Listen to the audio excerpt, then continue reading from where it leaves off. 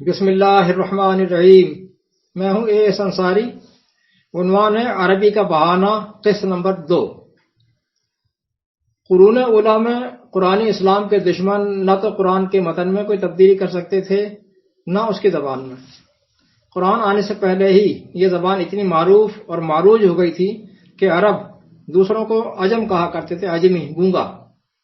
اس وقت قرآن میں معنوی تعریف جس روٹ سے کی گئی وہ روایات اور احادیث تھی، جو ہم پہلے بہت مرتبہ بتا چکے ہیں۔ آج اگر ہم اس روٹ کو قطع کر کے خالص قرآنی تعلیم پیش کرتے ہیں تو ہم پر یہ الزام لگتا ہے کہ یہ کون سی عربی پیش کر رہے ہیں جس کا قرآنی آیات کا یہ انوکھا معنی نکالتے ہیں، انوکھا مطلب نکالتے ہیں۔ حالانکہ عربی کسی دور میں بھی ایشو نہیں رہا، عربی ایشو ہے ہی نہیں۔ ایشو ان کے مفادات ہیں جن کی بنیاد پر انہوں نے معنوی تعریف کی تھی کہ خالص قرآنی تعلیم، قرآنی اسلام حکمرانوں کی حکمرانی ختم کرتا ہے اور مذہبی پیشواؤں کی ملائیت ختم کرتا ہے، ان مکاروں کی ملائیت ختم کرتا ہے۔ یہ اسلام نہیں ہے کہ 56-57 ریاستیں لے کر بیٹھے ہوئے الگ الگ، یہ اسلام نہیں ہے۔ اسلام تو ایک جھنڈے تلے سے سب کو لے کر آتا ہے۔ وہاں حکومت اللہ کی ہوتی ہے، ان کی نہیں ہوتی ہے، لوگوں کی نہیں ہوتی، اللہ کی حکومت ہوتی ہے۔ اب دوسرا پہلو سمجھیے، ملائیت میں بھی کسی نہ کسی درجے میں اللہ موجود ہے، کیونکہ قرآن موجود ہے۔ اور مذہبیت میں اللہ بھی موجود ہے، قرآن بھی موجود ہے۔ صہیون کا جو ایجنڈا ہے اب وہ اللہ کو کسی صورت برداشت نہیں کرتے، اللہ نہیں چاہیے ان کو۔ ان کا ایجنڈا ملاحظہ کیجئے، جو protocol of the learned elders of زائنس میں آپ دیکھیں گے، آپ نکالیے چیپٹر نمبر 4۔ کہتے ہیں کہ وی شیڈ ڈسٹرائے گاڈ، ہم اللہ کو تباہ کر دیں گے، اللہ کا وجود ہی ختم کر دیں گے۔ اور پھر اللہ کا وجود ختم کرنے کے لیے، اس تصور کو ختم کرنے کے لیے مذہبی پیشوائیت ہی کو جڑ سے اکھاڑنا پڑے گا، مذہبی پیشوائیت کو بھی جڑ سے اکھاڑ پھینکیں گے۔ لہذا اب یہ حکمت عملی ملاحظہ کیجئے، آپ اس کے لیے نکالیے آپ چیپٹر نمبر 17۔ کہتے ہیں we shall destroy the clergy, ہم کلرجی یہ مذہبی پیشوائیت کو بھی تباہ کر دیں گے۔ نہ ہوگا بانس، نہ بجے گی بانسری۔ مذہبی پیشوائیت رہے گی تو اللہ رہے گا۔ اچھا، مذہبی پیشوائیت، لہذا اس کے لیے انہوں نے یہ حکمت عملی اپنائی کہ کمیونزم کو سپورٹ کیا جائے، چونکہ کمیونزم میں مذہبیت وہ جڑ سے اکھاڑ پھینکی جاتی ہے۔ لہذا پھر آپ لکھتے ہیں کہ وی سپورٹ کمیونزم، کہتے ہیں کہ وی سپورٹ کمیونزم۔ آپ اس کے لیے نکالیں چیپٹر نمبر 3۔ چیپٹر نمبر 3 میں آپ دیکھیں۔ لہذا اب یہ نئی اسٹریٹجی جو صہیون کی طرف سے مارکیٹ میں لائی گئی ہے وہ ہے اینٹی ملا، جو مسٹر کے ذریعے روشن خیالی کی آڑ میں لے کر پھیلائی جا رہی ہے، روشن خیالی کی آڑ میں لے کر پھیلائی جا رہی ہے۔ ملا یوں اور ملا ووں، ملا یہ کرتا ہے، ملا نے یہ کر دیا، وہ کر دیا، ملا۔ اور اس نے مجوسیت پھیلائی، ملا نے مجوسیت پھیلائی۔ مجوسیت کرتے کرتے قرآن کی عربی کے تراجم کو بھی مجوسیت زدہ قرار دے دیا۔ تمام تراجم مجوسیت زدہ ہیں زبان کے حوالے سے۔ حالانکہ تراجم مجوسیت زدہ ہیں لیکن زبان کے حوالے سے نہیں، بلکہ روایات کی روشنی میں تفسیر کے حوالے سے ہیں۔ آپ اس کو ذہن میں رکھیں، لازمی ہے تو صحیح، لیکن وہ عربی زبان کی وجہ سے نہیں، بلکہ قرآن کو روایات کی روشنی میں جو تفسیر کیا گیا اس حوالے سے ہیں۔ زبان میں کوئی تعریف نہیں کی گئی اور نہ ہو سکتی ہے۔ پرانی سازش تو بے نقاب تقریباً ہو چکی ہے، جس کو بے نقاب کرنے میں منکرین حدیث اور سر فہرست جناب چودھری پرویز صاحب کا بھی بڑا حصہ رہا ہے۔ لیکن جناب اس کی آڑ میں جو اب نئی سازش رچائی گئی ہے وہ اس سے بھی زیادہ ہولناک اور خطرناک ہے۔ ملا نے تو آنکھوں میں دھول جھونکی تھی، تو یہ تو مرچیں جھونک رہے ہیں، تیزاب ڈال رہے ہیں آنکھوں میں، تیزاب۔ عربی زبان ہی کی جڑ کاٹنے میں لگ گئے ہیں سارے کے سارے۔ کتنے اسکالرز نکل آئے ہیں، اب گنتی کرنا بھی مشکل ہو گیا ہے، جو دن رات قرآن کی جڑ کاٹنے میں مصروف ہیں، کچھ سازش کے تحت اور کچھ ان سے متاثر ہو کر نادانی میں۔ ان سے متاثر ہو کر نادانی میں ان چنے گئے اسکالرز کا انداز بیاں اتنا شستہ اور مسحور کن ہے کہ وہ متاثر کر جاتا ہے، لوگوں کو متاثر کر جاتا ہے کہ بڑا قابل شخص ہے یہ۔ تو ایک تو ڈاکٹر صاحب ہیں، ان میں نام میں کسی کا نہیں لوں گا، لوگ اعتراض کرتے ہیں کہ آپ نام لیتے ہیں۔ ان ڈاکٹر صاحب نے فرمایا تھا کہ قرآن میں کسی جانور کا ذکر نہیں ہے۔ یہ جتنے نام آتے ہیں قرآن میں، مثلا فیل ہو گیا، ہاتھی، حمار گدھا، قصورہ شیر، جمل اونٹ، ناقہ اونٹنی، خنزیر سور، ذباب مکھی، بعوضہ مچھر وغیرہ وغیرہ، ان سب کے معنی اور مطلب یہ نہیں جو بتائے گئے ہیں، بلکہ کچھ اور ہیں۔ اور پھر جو ان کا علمی جنازہ نکالا ہے اس شخص نے، وہی مثالیاں صادق آتی ہے کہ ملا تو دھول جھونکتا رہا آنکھوں میں، یہ مرچیں جھونک رہے ہیں۔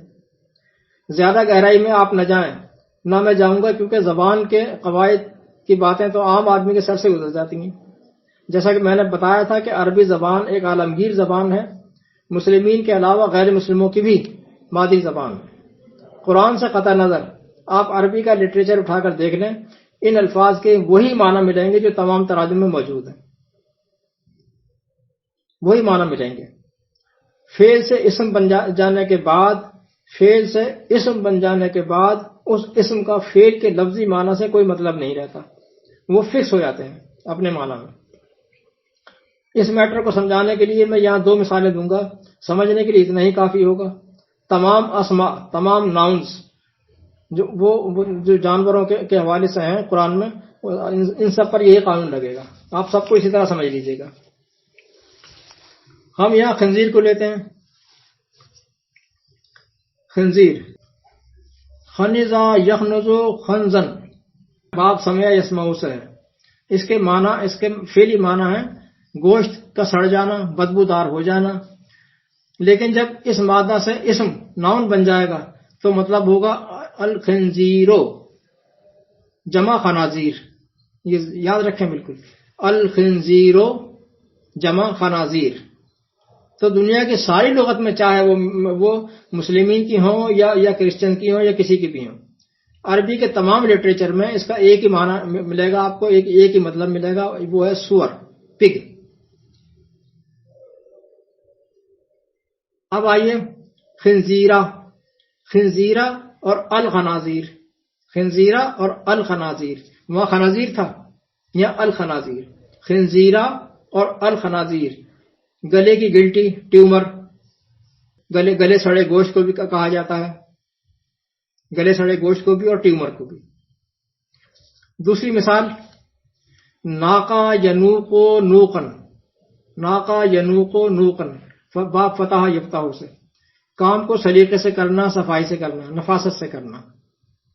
اور جب اس مادے سے اس میں اسم بن جائے گا ناقہ، اس مادے سے جب اسم بن جائے گا ناقہ بن گیا، تو دنیا کی تمام لغت میں، چاہے وہ مسلمین کی لکھی ہوں یا غیر مسلمین کی، اس کے معنی صرف اور صرف اونٹ نہیں ملیں گے آپ کو، شی کیمل، بس اس کے علاوہ نہیں۔ اسم بن جانے کے بعد یہ فکس ہو جاتا ہے، فکس ہو گیا۔ عربی الفاظ کے ساتھ آج کل کتنے لوگ فٹ بال کھیلتے نظر آئیں گے، قرآنسٹ کے اندر بھی ذرا نظر رکھیے گا، ان میں زیادہ تر وہ لوگ ہیں جن کے نام کے ساتھ ڈاکٹر لگا ہوا ہے۔ ان کا طریقہ واردات یہ ہوتا ہے کہ پہلے یہ کسی روٹ کے ماضی مضارع کرتے ہیں، نا کا ینو کو اس طرح سے ماضی مضارع کرتے ہیں، پھر اس کے معنی بیان کرتے ہیں، اور پھر اس سے بنے اس اسم کا مطلب کشید کرنے کی کوشش کرتے ہیں، ان معنی سے کرنے کی کوشش کرتے ہیں، حالانکہ اس روٹ سے اسم بن جانے کے بعد اس کا کوئی دوسرا مطلب نہیں رہتا سوا وہ جو فکس کر دیا گیا ہے، ایک ہی مطلب رہتا ہے بس، معنی۔ عربی میں بگاڑ ہونے کا شوشہ چھوڑنے والے جو صاحب ہیں، جو تمام نووارد ڈاکٹرز جن کا میں نے ابھی ذکر کیا ہے، ان سب کے امام ٹھہرتے ہیں، وہ ہیں جناب علی علامہ پرویز صاحب، ان سب کے امام۔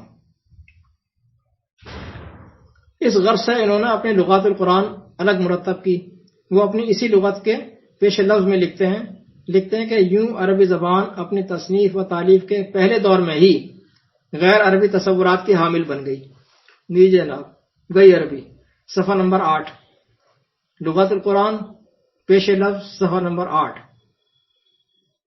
پھر موصوف نے اپنی لغات القرآن کو عربی ٹھیک کی، موصوف نے اپنی لغات القرآن لکھ کر عربی ٹھیک کی، اور مزید ٹھیک کر رہے ہیں یہ سارے ڈاکٹر مل کر، اور ساتھ میں کچھ قرآنسٹ بھی روزانہ کی بنیاد پر عربی ٹھیک کرنے میں لگے ہوئے ہیں، اور کچھ آئے نہ آئے ملا پر تنقید کرنی بہت اچھی طرح آ گئی۔ ملا یوں کرتا ہے، ملا وہ کرتا ہے، ملا نے یہ کر دیا، تم کیا کر رہے ہو یہ نظر نہیں آتا۔ ہم بھی اس رو میں بہہ جاتے ہیں کبھی کبھی، اس غلطی پر میں اپنے آپ کو بھی وارن کرتا رہتا ہوں، انسان بشر ہوں، غلطی سے پاک نہیں۔ محترم پرویز صاحب پر بھی میرا انداز کبھی کبھی جارحانہ ہو جاتا ہے، جو 100% میری غلطی ہے، میری غلطی مانی جائے گی۔ ہمیں کسی نہ کسی کی بھی ذات کو نشانہ نہیں بنانا ہے، ہاں اس کے غلط کام کی نشاندہی کو لازمی اجاگر کرنا ہے، یہ ہماری ذمہ داری ہے، یہ ہماری ذمہ داری، ذات پر تنقید نہیں۔ غلطی کا سامنے لانا تو ہم پر فرض ہے، وہ تو لائیں گے، وہ نہیں چھوڑیں گے۔ اب دیکھیں جناب، میں ان کی غلطی سامنے لاتا ہوں اور لاتا رہتا ہوں، یہاں میں ایک غلطی لے کر آتا ہوں، آپ اسی سے اندازہ کر لیجئے گا۔ شمسا فعل ہے جو باب نصرہ ینصرو سے بھی آتا ہے، ضربہ یضربو سے بھی آتا ہے، سمع یسمعو سے بھی آتا ہے، تینوں باب سے آتا ہے۔ اس فعل کے کئی معنی ہیں: نفرت کرنا، گھوڑے پر نہ بیٹھنے دینا، دشمنی کرنا، غصہ کرنا، دھوپ میں کوئی چیز پھیلانا۔ لیکن جب یہ الشمس اس شکل میں، اس فارم میں آئے گا الشمس، تو مطلب سورج ہی ہوگا، سورج۔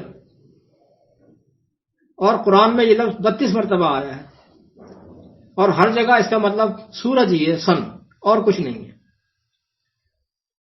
سرے 10 دیکھنے کے لیے میں آپ کو 2 حوالے دیے دیتا ہوں، دیکھیں 2/258 نکال لیں اور 10/5 نکال کر دیکھ لیں۔ سورج، شمس، گویا کہ اللہ تعالی جب الشمس کہے گا تو مطلب سورج ہی ہوگا، کہ 38 مرتبہ وہ یہ کہہ چکا ہے، بتا چکا ہے۔ لیکن یہاں پرویز صاحب قرآن کی عربی ٹھیک کر رہے ہیں، دیکھیں کس طرح ٹھیک کی ہے۔ یہ سورہ تکویر ہے، سورہ تکویر۔ اس میں قرآن نے قیامت کی ہولناکیاں بیان کی ہیں، ہولناکیوں کا ذکر کیا ہے کہ جب قیامت واقع ہوگی تو یہ کچھ ہوگا۔ اب 81 کے 1 نکالی، سورہ تکویر کی آیت نمبر 1 کہتا ہے اذا الشمس کورت۔ دیکھیں جناب، 2 الفاظ ہیں، اذا الشمس کورت۔ اس کا سادہ سا ترجمہ یہ ہوگا کہ جب سورج لپیٹ دیا جائے گا، اذا الشمس کورت، جب سورج لپیٹ دیا جائے گا۔ اب پرویز صاحب عربی ٹھیک کرتے ہوئے اتنے ٹکڑے کا ترجمہ فرما رہے ہیں: کسی آنے والے دور میں جب انسانوں کے خود ساختہ نظام تمدن و معاشرت کی جگہ قرآنی نظام لے لے گا، تو اس وقت کی انقلابی کیفیات کے متعلق یوں سمجھو کہ ملوکیت کا نظام لپیٹ کر رکھ دیا جائے گا، ملوکیت کا نظام لپیٹ کر رکھ دیا جائے گا۔ یہ سمجھو، انہوں نے اس کا ترجمہ کیا ہے، ملوکیت کے نظام لپیٹ کر دیا جائے گا، اور وہ اس کی جو ہے وہ تشریح ہے۔ اب یہ اتنی ساری عربی ٹھیک کر دی جناب انہوں نے کہ میرا دماغ ٹھیک ہو گیا، دماغ کام نہیں کر رہا۔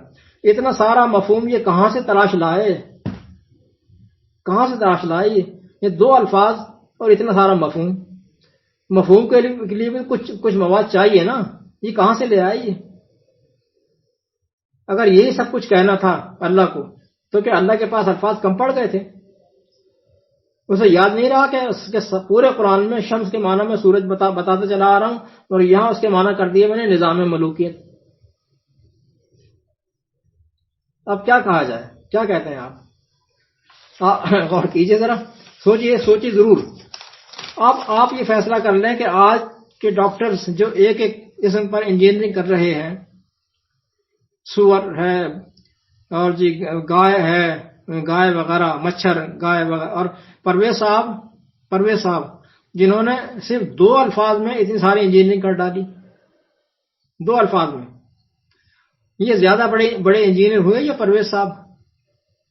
دیکھیں پرویز صاحب نے کیا کر دیا، 2 الفاظ میں کتنا لمبا میٹر نکال لیے، مواد نکال لیے انہوں نے، کہاں سے لے کر آ گئی. اس لیے میں نے کہا تھا کہ پرویز صاحب ان کے امام قرار پاتے ہیں. اب جناب علی لمحہ فکریہ، آپ یقیناً فکر مند ہو گئے ہوں گے کہ اتنے سارے بگاڑ میں ہم کیا کر سکتے ہیں، ہم کیا کر سکتے ہیں. یہی سوچ پستی کی طرف لے جاتی ہے، پستی کی طرف. یہی قانون بیان کیا اللہ تعالیٰ نے جگہ جگہ پر کہ شر میں سے خیر پھوٹتا ہے. جب شر بڑھ جاتا ہے تو اسی میں سے خیر پھوٹتا ہے. شر حد سے بڑھ جاتا ہے تو مایوس نہ ہو، اسی میں سے خیر پیدا ہوگا، اسی میں سے خیر پھوٹے گا. اور جب خیر پھیل جائے تو مطمئن ہو کر آنکھیں بند کر کے نہ بیٹھ جائیں، خیر میں سے پھر شر پھوٹ جاتا ہے. خیر کو دیکھ کر غفلت نہ برتیں اور شر کو دیکھ کر مایوس نہ ہو. اللہ ہم سب کے ساتھ ہو. والسلام.